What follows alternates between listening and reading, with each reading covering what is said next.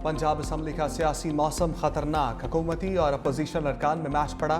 पहले सख्त जुमलों का तबादला, फिर खालिद निसार डोगर ने हसन व्यास को थप्पड़ जड़ दिया। दोनों जानिब से अरकान पेच बचाव कराते रहे। कायम मकाम स्पीकर मलिक ज़हीर इकबाल ने अमन कायम करने की सदाएं बुलंद की। किसी ने एक ना सुनी। ईवान असम्बली कम और अखाड़ा ज्यादा नजर आया।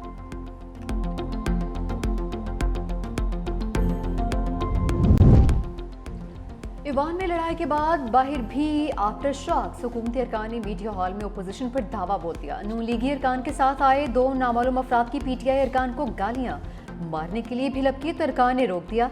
असम्बली सिक्योरिटी और पुलिस खामोश तमाशाई बनी रही। पीटीआई अरकान ने बाहर के लोग बुलवाकर गालियां दिलाने पर नून लीग को सख्त तनकीद का निशाना बनाया।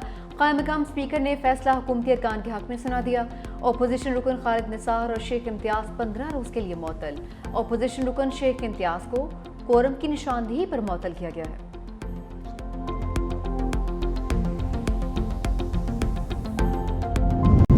तहरीक इंसाफ को पार्लिमानी महाज पर बड़ा धचका। इंसदाद दहशतगर्दी अदालत से सजा के बाद अरकान की मुअत्तली। इलेक्शन कमीशन ने पीटीआई के 3 अरकान पार्लियामेंट को नाअहल करार दे दिया।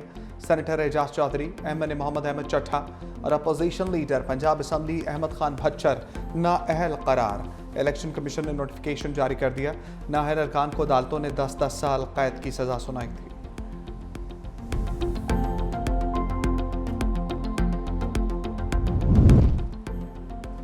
बानी तहरीक इंसाफ को जमानत मिलेगी या नहीं? जमानत बाद गिरफ्तारी की 8 अपीलें सुप्रीम कोर्ट में समाअत के लिए मुकर्रर। चीफ जस्टिस यहिया आफरीदी की सरबराही में 2 रुकनी बेंच सुबह 9:30 बजे समाअत करेगा। बेंच में जस्टिस मोहम्मद शफी सिद्दीकी भी शामिल। लाहौर हाई कोर्ट ने जमानत बाद गिरफ्तारी खारिज कर दी थी।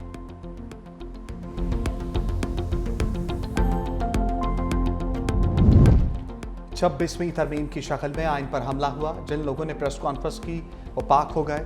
सलमान अकरम राजा की मीडिया से गुफ्तगू, कहा अगर आइन और कानून के मुताबिक अदालतें चली तो फैसले कायम नहीं रह सकते। 5 अगस्त को किसी एक मुकाम पर इकट्ठा नहीं होना, हर जगह पर एहतजाज करना है और आवाज़ बुलंद करनी है।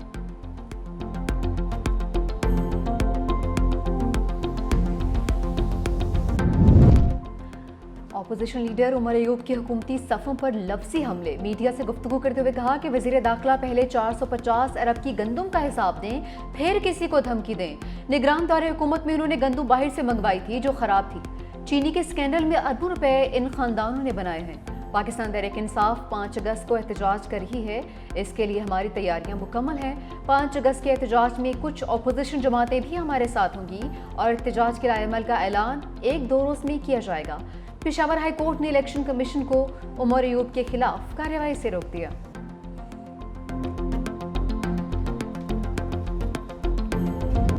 एक भारतीय वज़ीर दाखिला ने मोदी को पहलगाम ड्रामा बेनकाब कर दिया। पी चिदम्बरम ने बेबुनियाद इल्जामात से पाकिस्तान को बरी-उज़्ज़मा करार दे दिया। इंटरव्यू में तहलका खेज़ इंकशाफ कर डाले।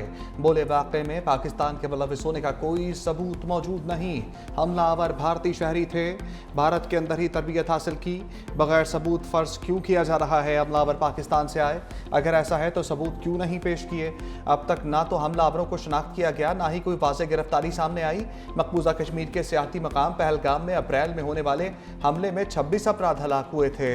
पाकिस्तान ने पहलगाम हमले की शदीद अल्फाज में मजम्मत की थी। भारत को शफाफ और मुश्तरका तहकीकात की भी पेशकश की थी। मोदी सरकार ने पाकिस्तान की पेशकश कबूल करने के बजाय जारहियत का irतकाब किया। पाक अफवाज ने ऑपरेशन सिंदूर के बदले ऑपरेशन बुनियानुल मरसूद से मुंह तोड़ जवाब दिया था।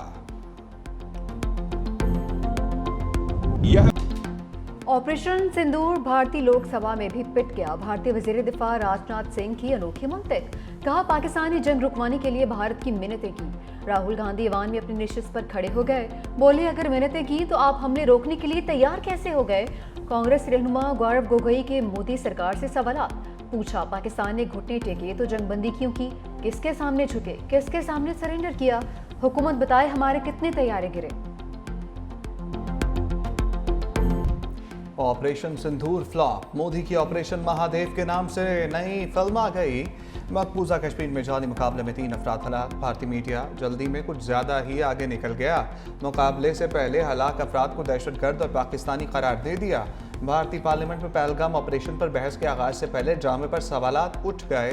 पार्लियामेंट में पहलगाम ऑपरेशन पर ब्रीफिंग के रोज भारत ने नया ड्रामा रचा दिया।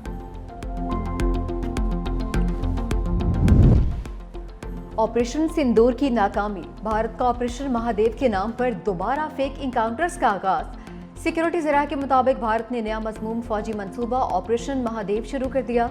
ऑपरेशन महादेव के नाम पर गैर कानूनी जबरन हिरासत में रखे मासूम पाकिस्तानियों को फेक इनकाउंटर्स में इस्तेमाल करने का मजमूम मंसूबा बेनकाब। ऑपरेशन महादेव का मकसद मकबूजा कश्मीर में बढ़ती हुई तहरीक आज़ादी को कुचलना है, अंदरूनी मुल्क सियासी साख भी बहाल करना है।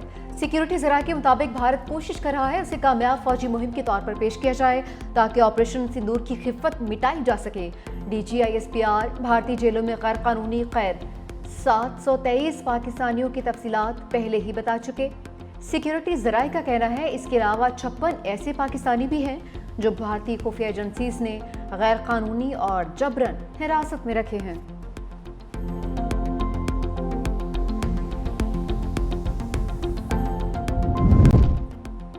पाक भारत सीज फायर ना कराते तो यह दुनिया की सबसे बड़ी जंग होती। अमरीकी सदर ट्रंप की बरतानी वज़ीर आज़म के हमरा मीडिया से गुफ्तगू का भारत और पाकिस्तान तनाज़े को तजारती दबाव के जरिए सुलझा चुका हूँ। मैं ना होता तो इस वक्त दुनिया में 6 बड़ी जंगें छिड़ चुकी होती। थाईलैंड और कम्बोडिया के वज़ीर आज़म को फ़ोन किया, जब तक आपस में जंग ख़त्म नहीं करते कोई तजारती मुआहदा नहीं होगा। मज़ीद बोले, हम इंसानी बुनियादों पर गज़ा के लोगों की इमदाद कर रहे हैं। अमरीका ने गज़ा में इमदाद के लिए $6 करोड़ फराहम किए। गज़ा के हालात कई दहाइयों से ख़राब हैं। उम्मीद करते हैं गज़ा में ज़रूरतमंदों तक खाना पहुँच जाए। केयर स्टॉमर बोले, गज़ा की सूरत हाल ने फ़लस्तीनियों बरतानवी अवाम को झंझोड़ कर रख दिया। हमास का फ़लस्तीन के सियासी मुस्तक़बिल में कोई किरदार नहीं होना चाहिए।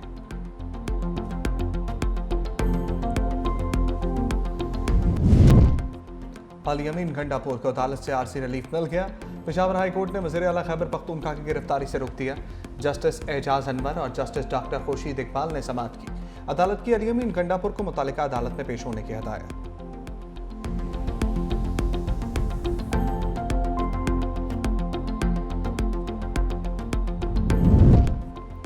फैसल करीम कुंडी का खैबर पख्तूनख्वा में तब्दीली सरकार की तब्दीली का इशारा। मीडिया से गुफ्तगू करते हुए गवर्नर KP ने कहा, अदम एतमाद की मंजिल करीब है, सरप्राइज का इंतजार करे। सूबे का वज़ीर आला भत्ता देता है तो फिर अल्लाह ही हाफिज है। गंडापुर आज तक अपने हल्के में दहशतगर्दी नहीं रोक सके। 13 वाक़े पर इंक्वायरी हो रही है।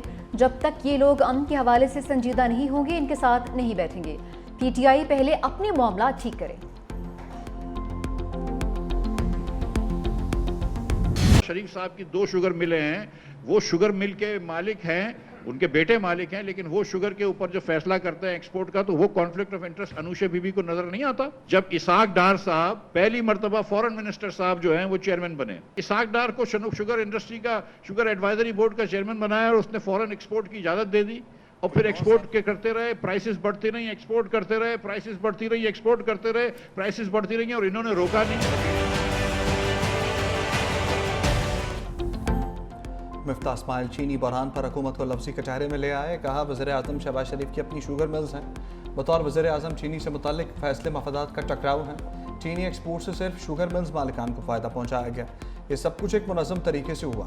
तारीख में पहली मरतबा चीनी से मुतालिक कमेटी का सरबराह वज़ीर दाखिला है, जो न सिर्फ हैरान कुन है बल्कि हुकूमती मसलहतों को ज़ाहिर करता है। मसला चीनी का नहीं बल्कि हुकूमती मसलहतों का है। इस वक्त किसान तबका सबसे ज़्यादा मुतासर हो रहा है। बेनज़ीर इनकम सपोर्ट प्रोग्राम से मुतालिक इल्ज़ामात बेबुनियाद है। तारिक फजल चौधरी का सेनेट पर बयान झूठ पर मबनी था। वो माफ़ी मांगे या फिर अदालत में सामना करें।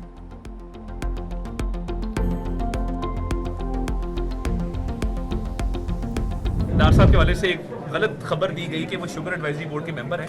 वो कतन नहीं है, रिकॉर्ड चेक कर लेना चाहिए। कई लोग तहकीक के बगैर बोल सकते हैं। रिकॉर्ड की बात है। एक सवाल किया गया सेनेट के अंदर, जिसका जवाब महकमे ने रिटन जमा कराया। उसकी जो भी मामलात हैं वो रिटन मौजूद हैं। वज़ीर इत्तलात अताउल्लाह तारड़ का मिफ्ता इस्माइल को पलट कर जवाब। कहा, इसाक डार के रुकन शुगर एडवाइजरी बोर्ड होने की खबर दुरुस्त नहीं। मिफ्ता इस्माइल को पाकिस्तान की तरक्की हज़म नहीं हो रही। लगता है क्रिप्टो के हवाले से मिफ्ता इस्माइल का भी वही बयानिया है जो भारत का है। क्रिप्टो से मुतालिक बगैर तहकीक के इल्ज़ामात लगाना दुश्मन का एजेंडा है।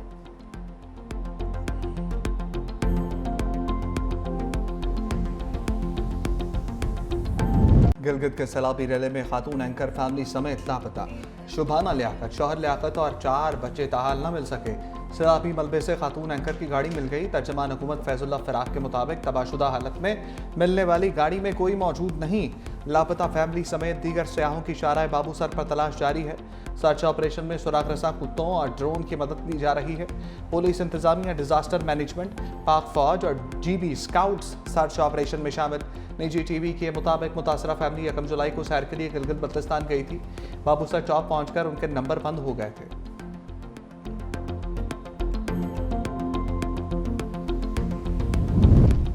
पंजाब में बारिश के बाद हब्स ने पसीने छुड़वा दिए। मानसून बारिशों का 5वीं स्पेल का आगाज। लाहौर में कहीं हल्की कहीं तेज बारिश। जंग में दरिया चनाब में तुगयानी से 10 देहात ज़ेर आब आ गए। सैलाबी पानी वसी रकबे पर खड़ी फसलों और आबादियों में दाखिल। राब्ता सड़कें ज़ेर आब आ गईं। राजनपुर में भी फसलों को नुकसान पहुंचा। हाफिजाबाद में भी दरिया चनाब के गिर्द कटाव में इजाफा। मुतादिद देहात की सैकड़ों एकड़ ज़रिए राजी दरियाबुर्द हो गई। दूसरी जानिब दरिया सिंध का बड़ा सैलाबी रेला तोंसा से DG खान की हदूद में दाखिल। ज़िले इंतजामिया अलर्ट।